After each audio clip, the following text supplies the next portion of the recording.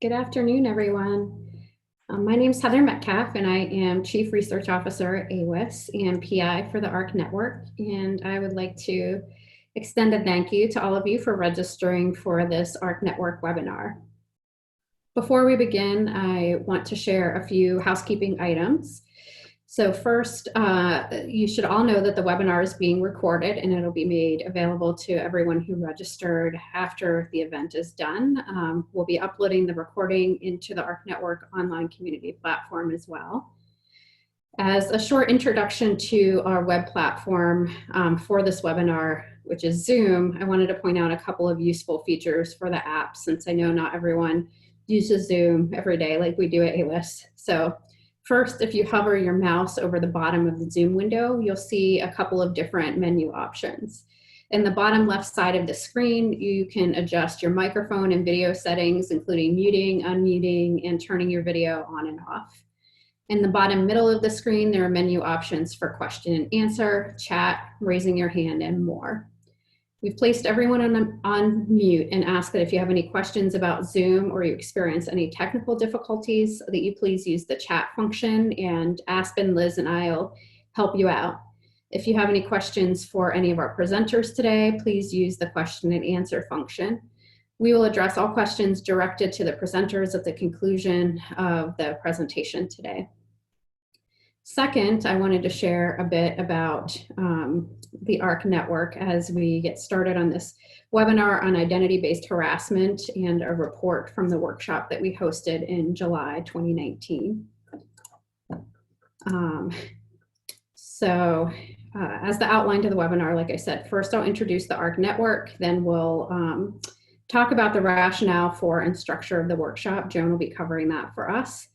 We'll briefly review the work done by our scholars at the workshop, and we'll provide an overview of 4 major research areas that were prioritized by our workshop participants, and then we'll have some time for question and answer.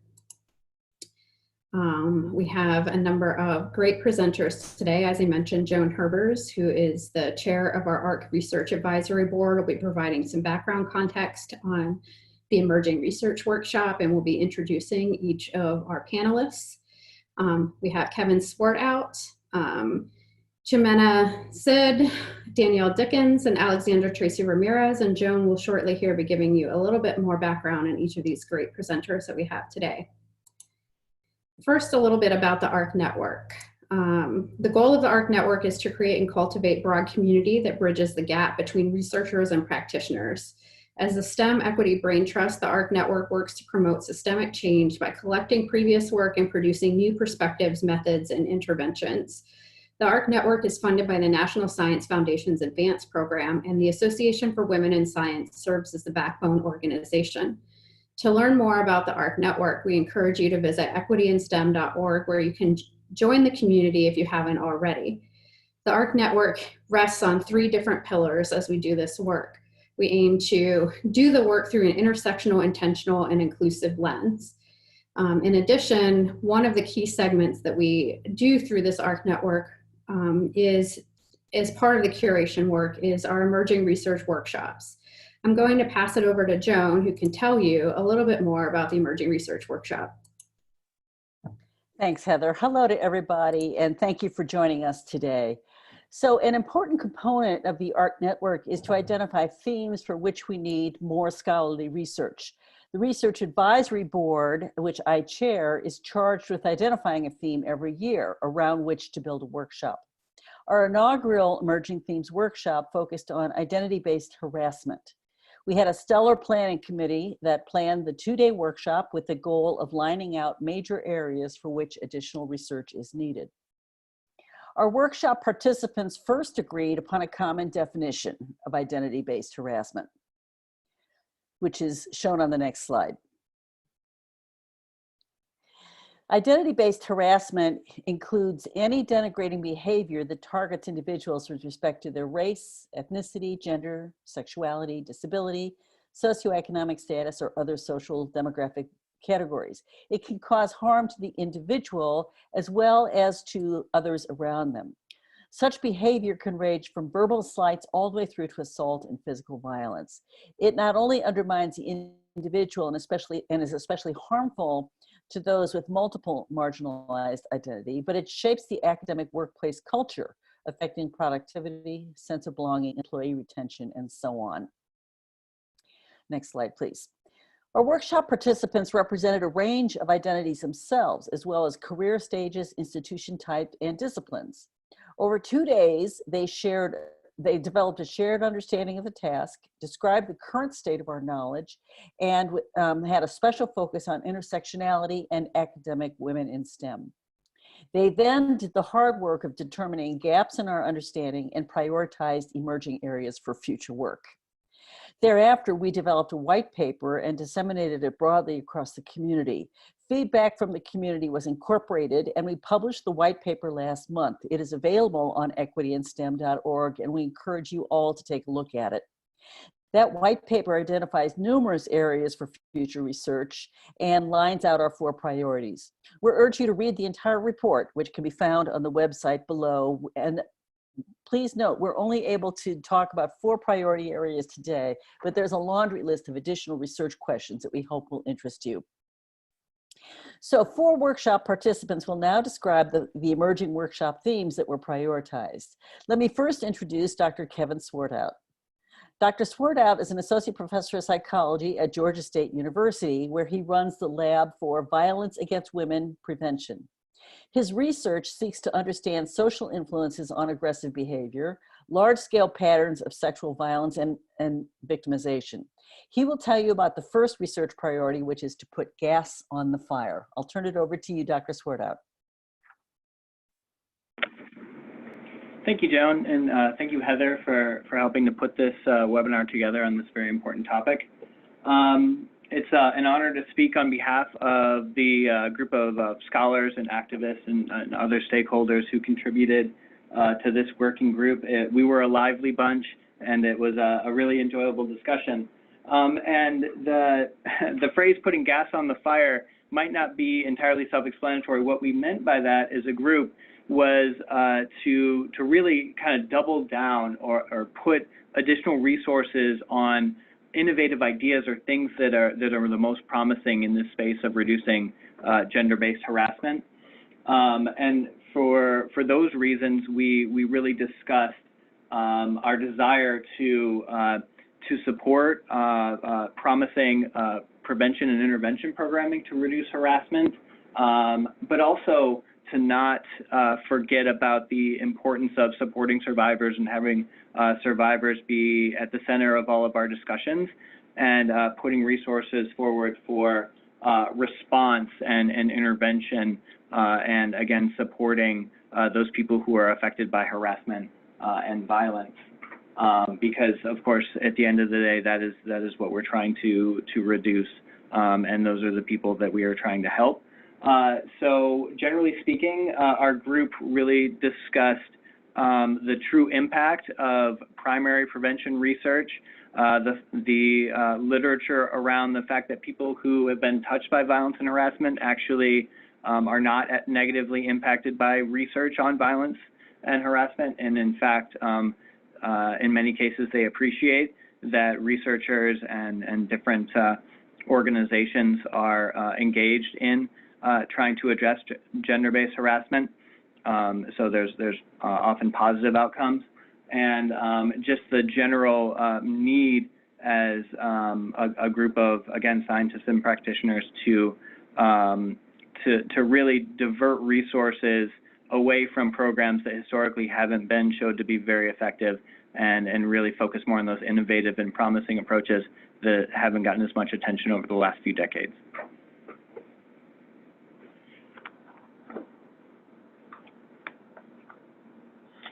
So here we've got, here we've got kind of just an overview of what I just discussed on how we would move forward.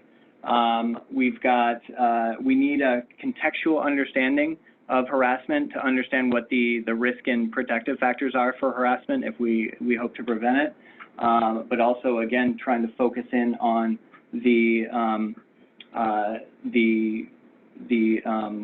victims and survivors who are central to these causes or these issues.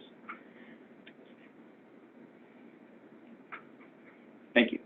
So, and again, I kind of really iterated this. This was a big portion of our discussion in terms of really trying to understand how we can approach primary prevention and addressing intervention guidelines and topics while considering the needs of the survivors and having them to be really central to our process. And I think I kind of went through in my overview really kind of the different bullet points of what we have here. Okay, thank you, Kevin. Are there any last words, Kevin? I think you're finished. All right, thanks. Yeah, no, I'm sorry. Yeah, I guess I kind of lumped everything together, and I wasn't really kind of going with. I just returned from an international trip, so I'm perhaps a little bit jet lagged. I apologize. You're fine. You're fine. Thank you for that summary. So our second emerging research theme will be described by Dr. Ximena Cid, who is an assistant professor of physics at the California State University-Dominguez Hills. Dr. Cid is very active in the physics education community as well as practicing physics herself, and is dedicated to promoting diversity, equity, inclusion. She identifies primarily as Chicana and Yaqui, and recently was selected as a delegate to the International Conference on Women in Physics. Dr. Cid will describe the second research imperative, which is to value all knowledge production. Dr. Cid. Hi, everyone. Thank you for being a part of this discussion today. Again, I want to thank the organizers, also the participants that spent a few days during the summer to have these discussions. As was mentioned, I consider myself Chicana and indigenous. My tribe is Yaqui. And the reason, and I'm also a physicist, and the reason that they say these things is to kind of give perspective in the lens in which I view diversity, equity, and inclusion, and how that relates to physics and the space sciences. I'm a board member of the National Society of Hispanic Physicists. I also work very strongly with the Society for the Advancement of Chicanos and Native Americans in Science. And as someone who has multiple identities, depending on what conversations we have, I don't often get to choose what identity is salient for those conversations. And I think part of what we discussed and part of what I valued about this particular workshop and this particular discussions is that we spent a significant amount of time where we were introducing ourselves to each other. Some of us knew each other, some of us didn't. And in a lot of the conversations and workshops that I've led on diversity, equity, inclusion, harassment, biases, microaggressions, macroaggressions, racism, sexism, all of those isms and things, often we don't spend enough time, I think, getting to know each other. And so what I really valued about this group of people is that it created the sense of humanity by really focusing on our connection with each other. And so it also created, by spending that amount of time, it allowed us to understand safe spaces, right? And it was very intentional that we identified the terms, like what does it mean when we talk about diversity? What does it mean when we talk about inclusion? And how does that relate to the spaces that we are a part of? And so by spending that amount of time, we all came with different lenses because we were all part of different fields, but it allowed us to really kind of share our vulnerabilities. And if we don't all have the same starting points, there wasn't really that kind of sense of, well, can I say these things or can I not say these things, or how is it that I'm going to phrase the questions that I have? So I think it was really important to spend that amount of time so that we could have very deep discussions about these issues without, taking things personally or without, having negative feelings. A lot of these issues are very sensitive, and a lot of us from marginalized backgrounds have experienced a significant amount of traumas, right, as we persist in our STEM disciplines.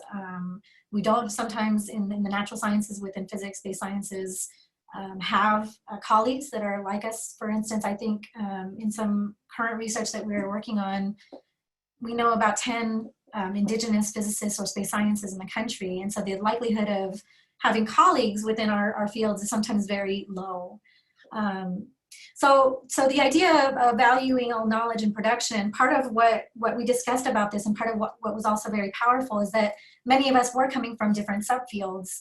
Often what we discuss in physics, space sciences, or within physics education is that there is a tremendous amount of work being done across disciplines. And when we're in our home disciplines, we often don't know the literature or know the work that's being done within different disciplines. So the idea of inter, trans, and multidisciplinary approaches start to become very important, and who has access to that.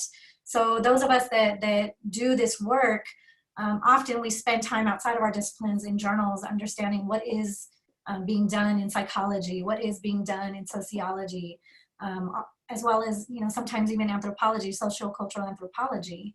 And those give us very, very different perspectives, because they're looking at STEM fields from an outside perspective, whereas some of us from within STEM fields have different experiences, different knowledge sets.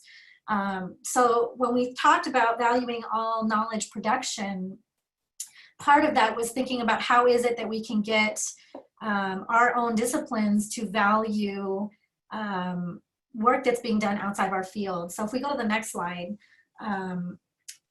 some of the questions that we talk about is thinking about academic culture, right? So if we're in our various home disciplines and we're within academia, we have different requirements for what's rewarded. So if you're on the tenure track, how is it that institutions are defining teaching service and research? And that also varies between institutions, right? So if you're at a teaching institution or a two-year college institution, or a PhD granting institution, there are different emphasis on each one of those three reward structures.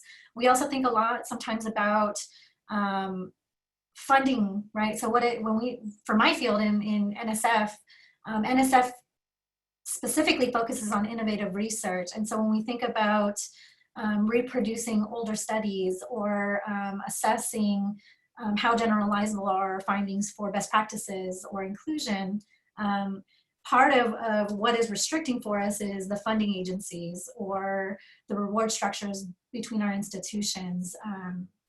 So if we're on the tenure track, right, and we're not quite tenure, we do have to cater to what our institutional needs are or what our institutional demands are. Sometimes our institutions are very supportive of what counts as research, but other times you kind of have to play this game of how am I going to be productive within these systems? And so when we talked about valuing all knowledge production, we were really thinking about how is it that our fields are driving the work that's being done? How is it that our fields are also restricting the work that's being done? Sometimes it also comes down to thinking about who does the work. So in the previous slide, we were talking about marginalized communities within marginalized disciplines. So if you are, for instance, PER, sometimes you're looked at as maybe separate from an actual physicist.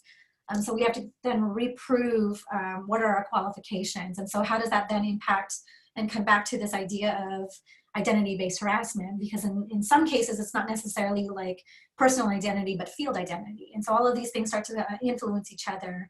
And they kind of create these tensions and create these conflicts. So if we go to the next slide, part of what we also were discussing is when we do have knowledge that's being generated by interdisciplinary scholars, how is it that we uplift that then? And how is it that we acknowledge that?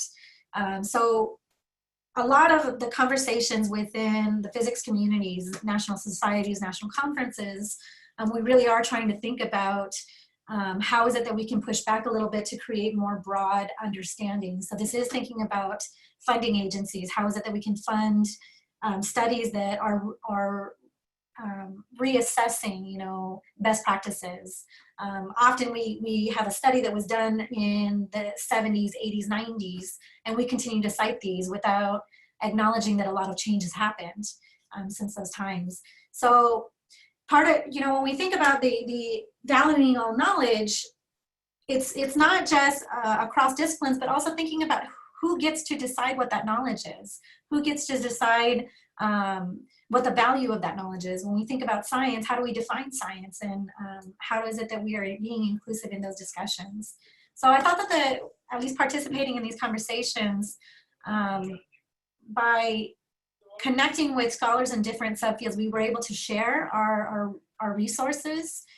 Part of what we discussed and part of what kind of came out of the white paper and what these reports are talking about is our abilities to cite each other, to have greater access to journals that do have very strong publications within sociology, psychology, natural sciences, anthropology, and also to how is it that we can devote our resources to expanding what our own knowledge bases are. So I think that having all of us there were people from different levels, there were people from professional societies that were giving various insight, various perspectives. It allowed us to kind of recenter ourselves and then start to think about what is the work that I do and how can I think broader. And then also spending time where we could actually talk about these really deep questions without it being just surface level.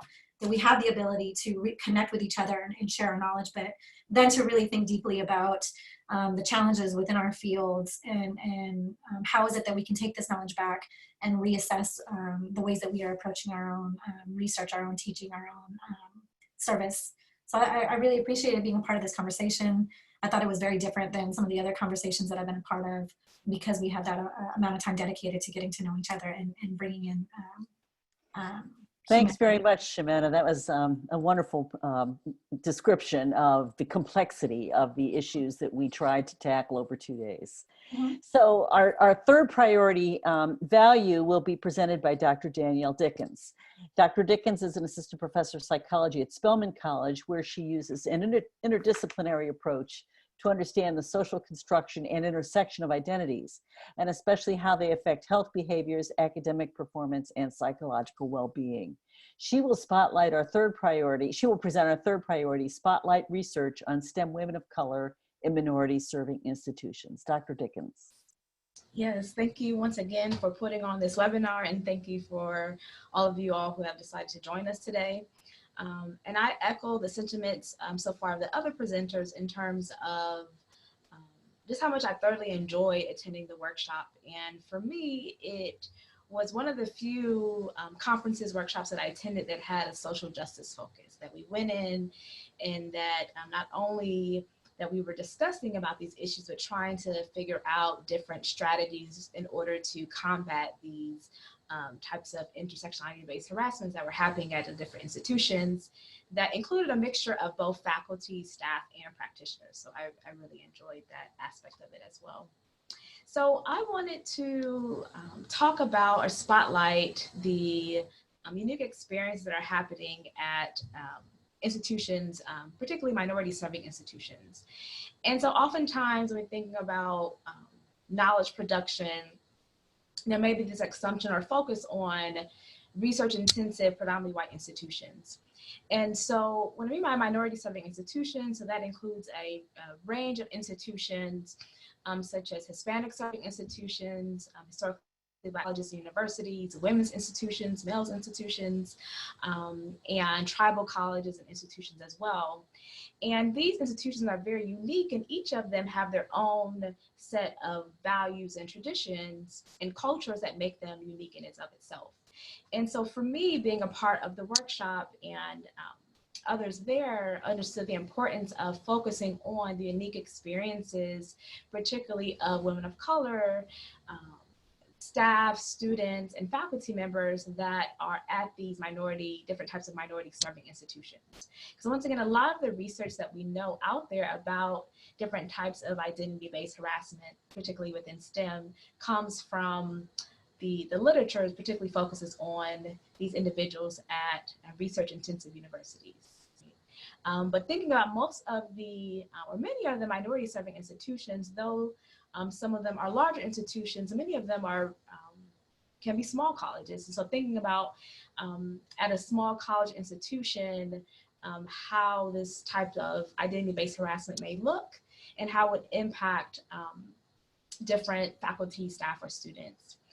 And so this is an important aspect to look at, particularly among women of color, to really get at the intersectional experiences that may be happening. Right? So for instance, if you are a woman of color at a historically Black college or university, where there may be this assumption that there is this shared experience, or that most of the faculty members may be representative of the students. And even, for instance, at my college, at Spelman College, some departments is still reflective of what it may be like at predominantly white institutions in terms of the faculty, where certain departments such as physics or chemistry, some of the departments, it may not still be representative of the student body population. And so in this particular area, we wanted to focus on a couple of questions that get at the uniqueness of the context of minority serving institutions and how that can have an impact on particularly women of color due to the double marginalization of being discriminated against or marginalized due to their race and their gender. So one wants to look at particularly what are the unique experiences of women of color in STEM at these various minority serving institutions.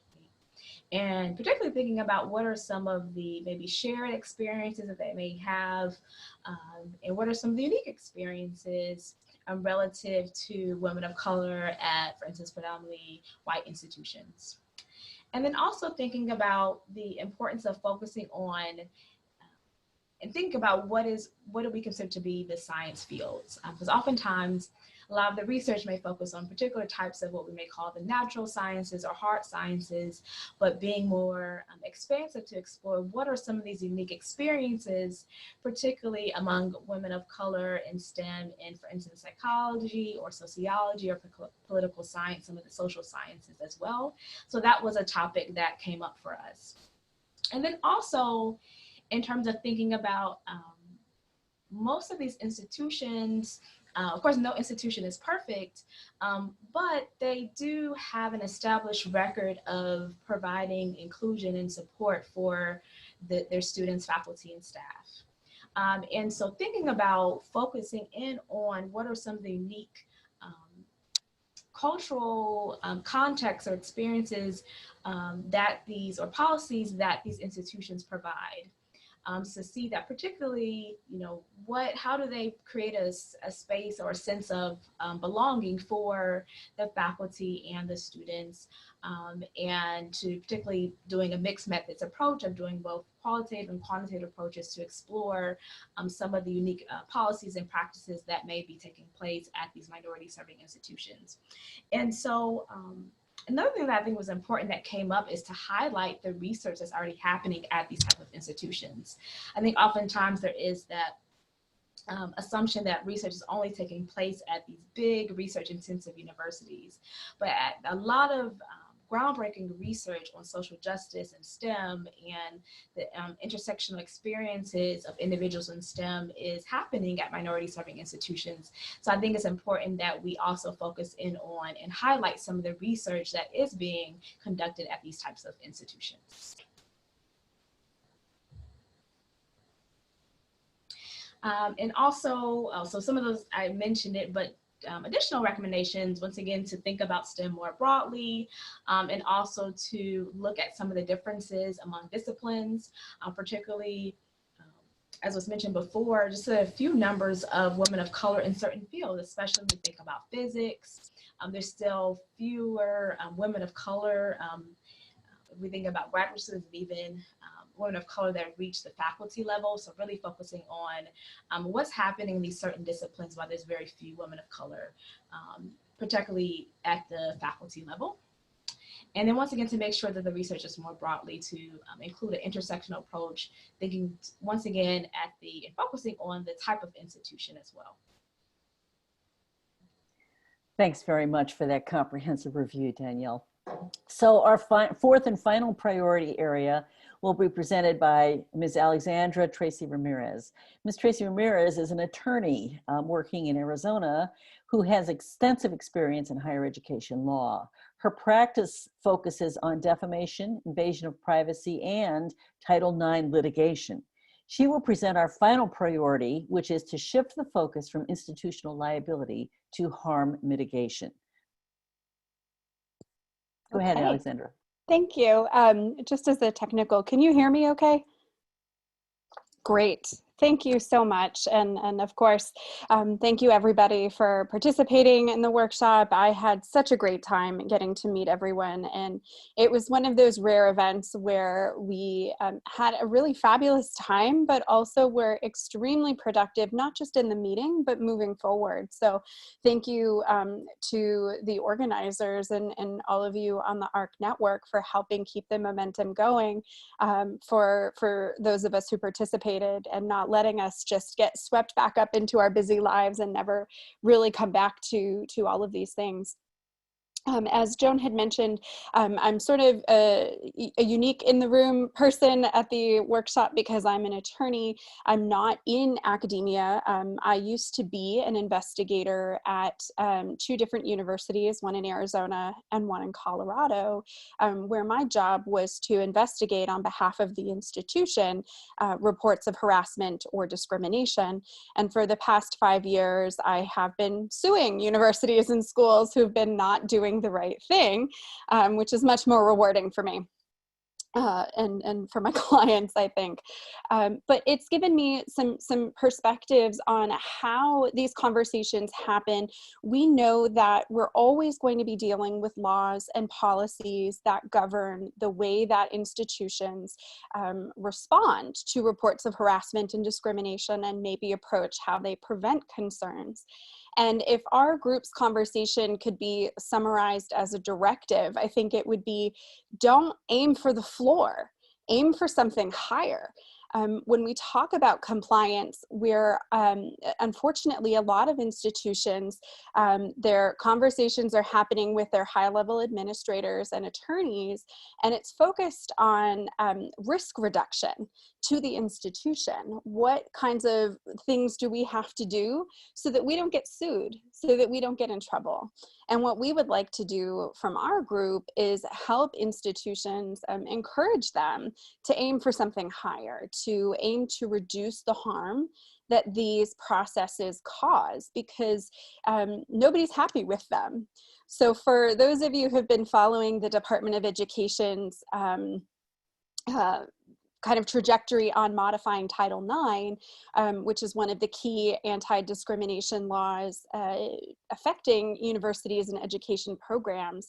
You know, back in, I think it was it 2018 is when the Department of Education announced that they were going to be putting forward some serious changes to the way that the regulations are for Title IX. And there were, I'm trying to look at my notes real quick, 124,000 comments, public comments on Title IX during the response period. And some of those comments were from people who've experienced harassment. Some were from people who've been accused of harassment and misconduct, from practitioners, from activists, from a variety of different groups. And although they all had very different perspectives, the common theme that emerged is that everyone's unhappy with how colleges and institutions enforce Title IX anti-discrimination policies and practices.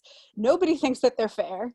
Nobody thinks that they're helpful, and nobody trusts them. So what we wanted to really focus on is drawing from, you know, the kinds of research and work that's being done in other contexts to pull some of that in, recognizing that of course we have to be mindful about the laws and policies, but broadening the conversation to include the expertise of people who have experienced harassment and discrimination, the expertise of people who are researching these issues across STEM disciplines, and also rely on the research and expertise of people in other disciplines as well, so that we can focus on reducing the harm that the processes themselves create, instead of just focusing on reducing harm or reducing liability for the institution.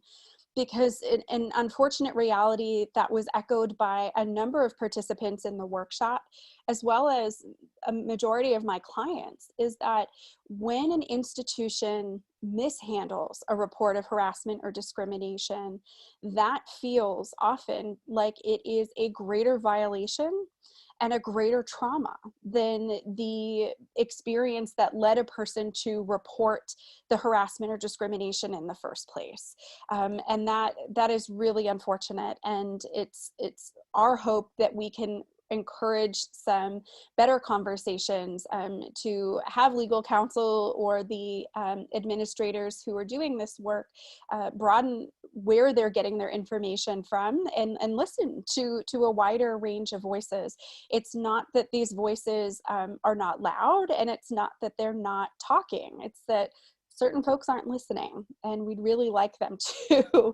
And that's sort of the focus that we were having. And the harm reduction concept is something that came out of the 80s, really thinking about the public health crisis to do with the spread of HIV and the way that folks who were testing positive or were suspected to be positive were being treated. And since that time, the principles behind it of really meeting people where they are, of understanding the unique experiences of the people who are being harmed, and really trying to center those experiences and make some practical interventions and practical suggestions. Those are really the principles that we'd like to see brought into the way that institutions are dealing with harassment and discrimination. So not just compliance for the sake of compliance, but can institutions recenter the conversation? Yes, achieve compliance, but also, do a whole lot more. So, one of the things we talked about from my experience and research comes from the way that medical malpractice cases have been handled. So a lot of states now have what are called apology laws, where when someone messes up and they do something wrong and they actually apologize and they're sincere about it, that can't be used against them in any sort of legal case. And it was meant to try to encourage people to remember to be humans and to say that you're sorry when you mess up and to really mean it and to try to do better. And that's the kind of principle that we'd love to see happen, not just thinking about, cases where principles of restorative justice can be incorporated into, for example, the sanctions that someone might face if they've engaged in harassment or discrimination, but really the way that universities and institutions themselves need to make amends for how they have mishandled cases or how they continue to do that, right? Remembering to be people and not just, focusing on how do we avoid a lawsuit, but really thinking about what is the right thing to do? How do we know, and how can we do that? So we want folks to do the right thing for the right reasons and not only focus on compliance, because it's not particularly effective. And there's a lot of research on that. But there's also research from a variety of places thinking about how we can bring these principles in to address different kinds of contexts within academia. So again, university hospitals are one. Thinking about student conduct, student affairs areas are places where different institutions have really tried to bring in the practices of restorative justice that are have been used for a very long time outside academia, particularly in communities of color, to think holistically about what harm is and how harm needs to be addressed. So our group had folks who have been experiencing harassment and discrimination, who are involved in the administration, dealing with policies and practices and wanting to do better. And it's been our experience that often the people who are doing this work, who are making policies and procedures, are underfunded, underappreciated, overworked, and really could use some help in understanding what the right thing to do is. So that was really our focus and guiding our research questions about how do we bring these kinds of concepts in? What kind of partnerships do we need? Because it really needs to be collaborative across a variety of disciplines. Again, going back to some of the other participants and the areas of research, we really want to make sure that we are listening to the people who are talking.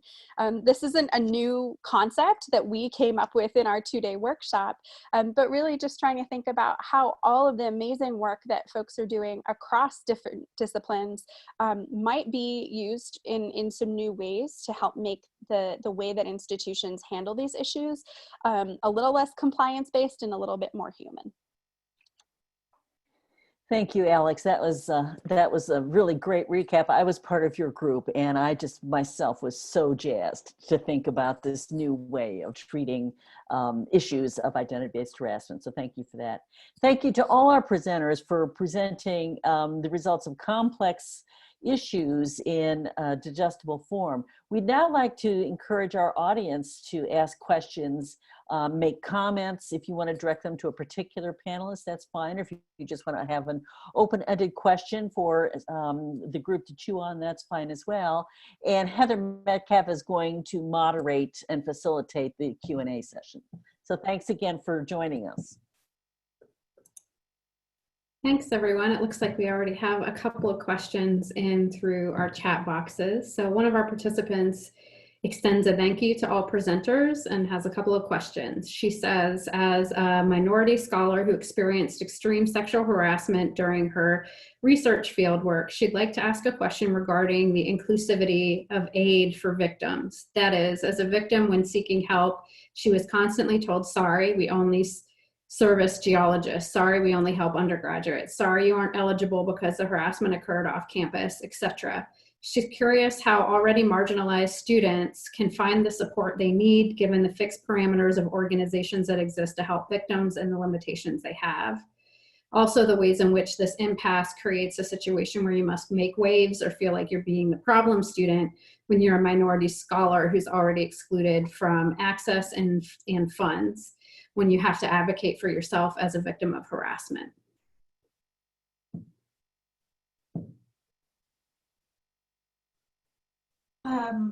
So one thing that was raised, I don't know if this was directed at anybody in particular, but one thing that was raised in this conversation was the need for training. So if there are concerns that are being raised and they're addressing to a specific office or to a specific person, what kind of training has that person done to actually work with victims or survivors, depending on at what stage this is. I don't know if there's an answer, if any of us had discussed an actual answer to this, but it was very, it was stressed in quite a few conversations about the need to train people, whether that's faculty, because we often get students that are coming into our offices, or whether that's the counseling services on our offices, Title IX offices, ombudsman offices. Like who are the people that are you know getting these complaints or these comments, and thinking about how is it that we can kind of create a more holistic way of thinking about our services with the training that is provided by our institutions. I'm not sure if anybody else has anything to add to that. Yeah, let me jump in here. This is Joan again. We did have a representative from a professional society, and one of the questions that was very interesting to a lot of people was how can professional societies work with academic institutions to help bridge some of these gaps. So you'll see in the white paper that there's some issues, some discussion around that. And there was a lot of interest in seeing what kinds of partnerships we might be able to forge there. Danielle, did you have something? I didn't want to jump in. Yeah, I'm just going to say, just to add to what was already said, I think that, you know, one thing that may be helpful in addition to the training is to to become knowledgeable about the different policies and practices and supports that's on one's campus. And you know, for instance, for me, being at Spelman, and one of the courses I teach is psychology of women, and so there's a chapter that we talk about gender-based violence. And so I have, you know, someone from the Title IX office come to talk to the students, and just that, and it's only for a 50-minute class, but a lot of the, you know, students weren't aware of some of the resources that were available to them on campus. So I think that maybe could be something that can be helpful in just terms of just, you know, for one, for individuals just become a little bit more knowledgeable about the different resources and who to go to for certain things that may be available to them on campus.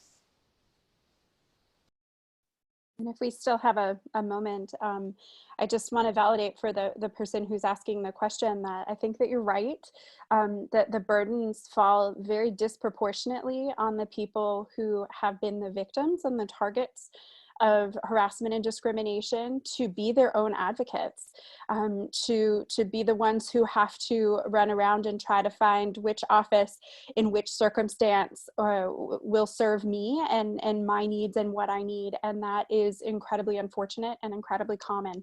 And I don't think any of us has a simple solution, because some resources are limited intentionally by the populations that they are able to serve. Some folks are limited by budgets and other constraints. One of the things that our research question group wanted to address in pushing people, institutions to not just focus on compliance is to encourage them to take on cases to address reports, even if it doesn't rise to the level of a legal complaint of harassment or discrimination. So one of the things that the new proposed regulations on Title IX would do is potentially allow schools to say, no, this didn't happen within the geographical confines of my campus, therefore we don't have to look at it. And from a compliance only perspective, sure, you don't have to do it. But again, what is the right thing?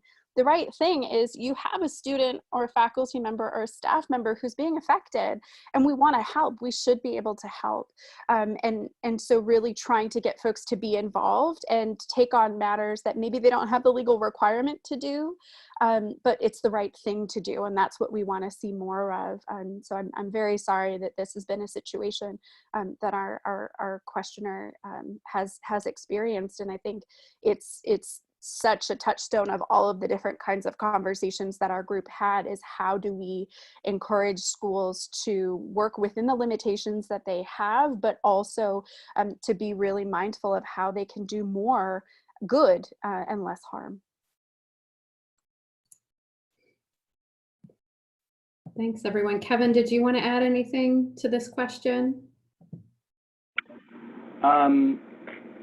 Thanks. I think it's a really important question. This is something that comes up all the time, honestly, on college campuses specifically, whether it's between professional organizations and campuses, or between campus security or the campus in general and local police, if it's something that rises to the occasion of a criminal offense.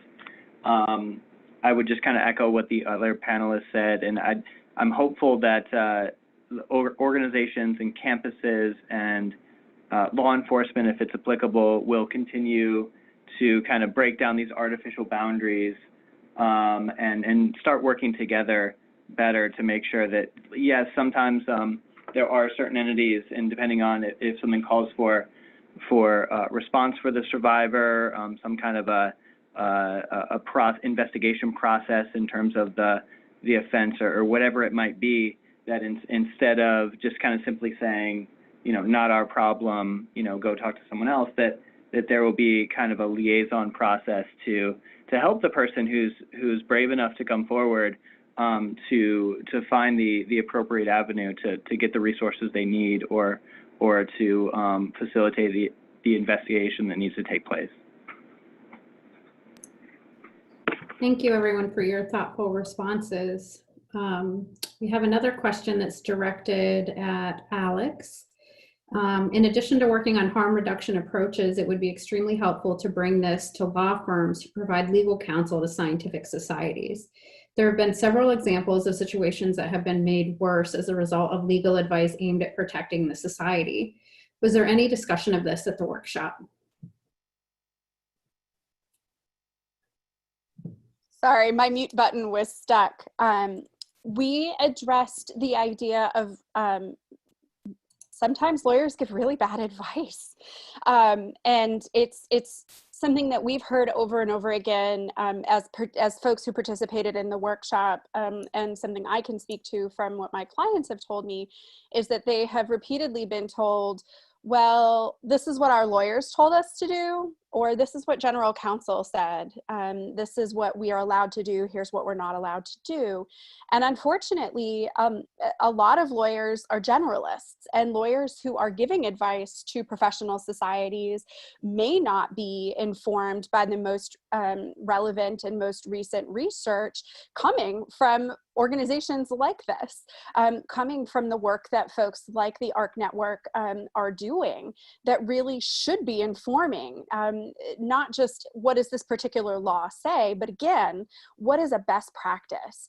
And so we did, I had a really great conversation, a couple of our groups did, with folks who were there from the professional societies about how do we bring this information together? How do we collaborate so that the rule makers, the people who are at the institutions deciding what the law and policy compliance metrics should look like, really take into account all of this amazing work that other folks are doing in shaping what actually is a better practice, what is the best practice, and how do we enact that here. Thank you. Another question that we have says that the workshop was focused on research, yet Dr. Dickens' topic is related to policy and institutional change. Did participants discuss how to raise the profile of identity-based harassment in the community broadly?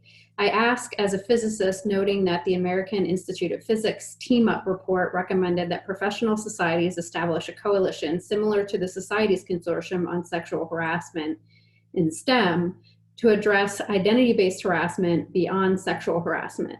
The NASM report has made a big impact on campus, so how about this? I can add something on this. So that part of the reason why we chose identity-based harassment from the research board, we had a lot of discussions. Joan, you might want to add to this too. Why identity-based harassment versus sexual harassment? Because a key pillar of the work that we do is around intersectionality. And we know that a lot of harassment policy and harassment research and harassment-based support programs tend to focus on a single component of harassment or discrimination, whether that's gender or race or sexuality, and tends to center around individual protected classes of identity. And we know that, and one of our presenters, Ximena, just mentioned this earlier, that, you know, in a particular situation, it's really hard to tease out which component of your identity is the piece that's being involved in the situation at hand. So asking a person who's experienced harassment to kind of pigeonhole the component of harassment into whether it happened based on gender or race or sexuality or something else, and if it's about gender, go in this direction, and if it's about race, go over here and see this person, it really doesn't treat these kinds of experiences holistically and respond in a way that supports the whole person and dealing with the experience that they've had. So that's some background information and why we chose this as the topic rather than just honing in on sexual harassment. Joan, did you want to add anything to that before we pass it over to the panelists to comment on this? I would say you nailed the concept, Heather. Any of our panelists care to comment on this idea?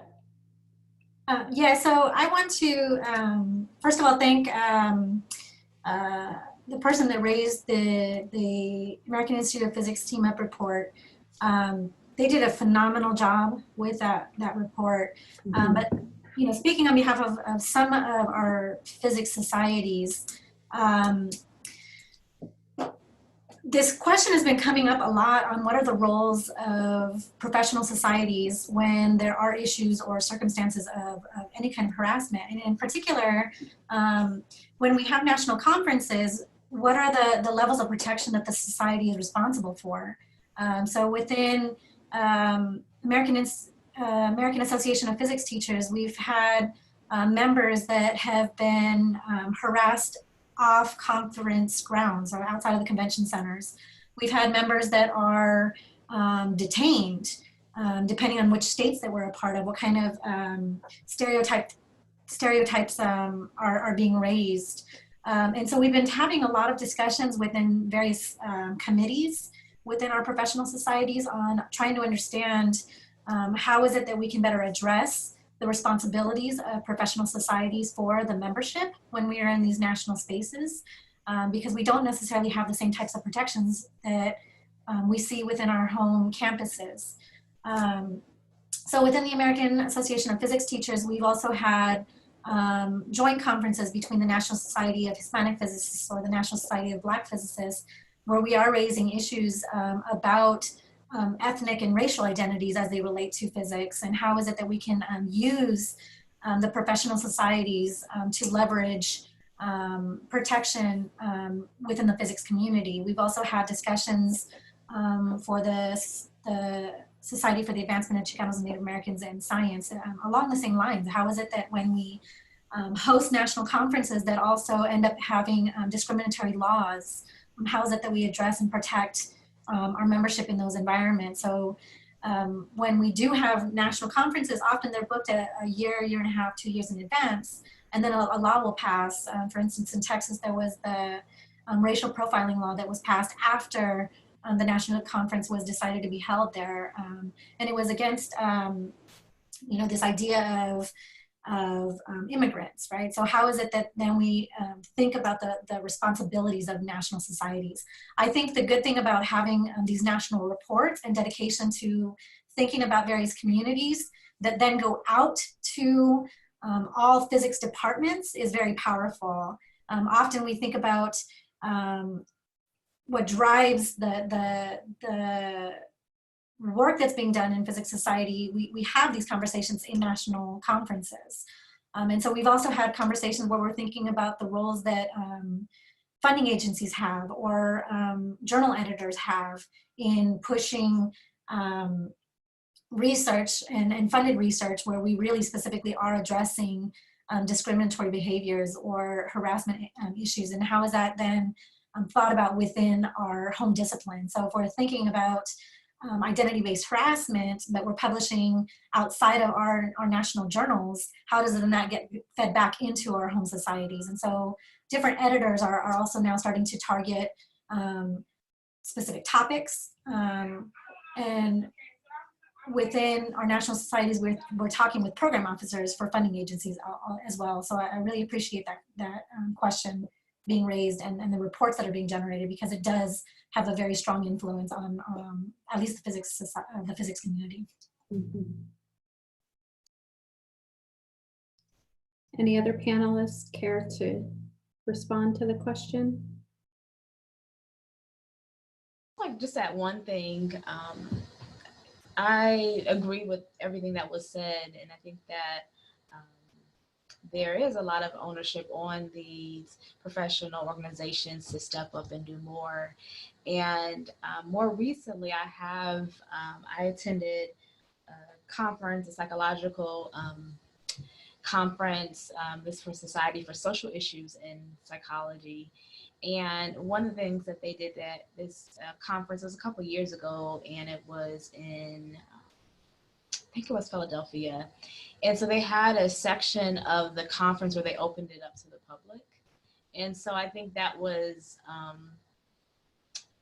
a start in terms of, oftentimes, of course, when we are, especially attending these research conferences, it is just geared towards, or speaking just to other researchers. And so this is a way to open it up to allow community members to learn about the research that we are doing. So I think that that's one way that I think that more organizations can at least share these findings and research that we're conducting on, particularly as it relates to the identity-based harassment. Thank you, Danielle. Anyone else with last comments before we close out the webinar? No? All right. Well, thank you all of our panelists for joining us and sharing your expertise on these topics and for contributing to the workshop and to the report. And thank you all for attending to learn more about this. And if you have any other follow-up questions that you want to reach out about, you can reach us at equityandstem.org. And we'll be happy to share your questions with the appropriate person who participated today and respond in kind. Thank you all very much. Thanks, everybody. Thank you. Thank you. Thank you.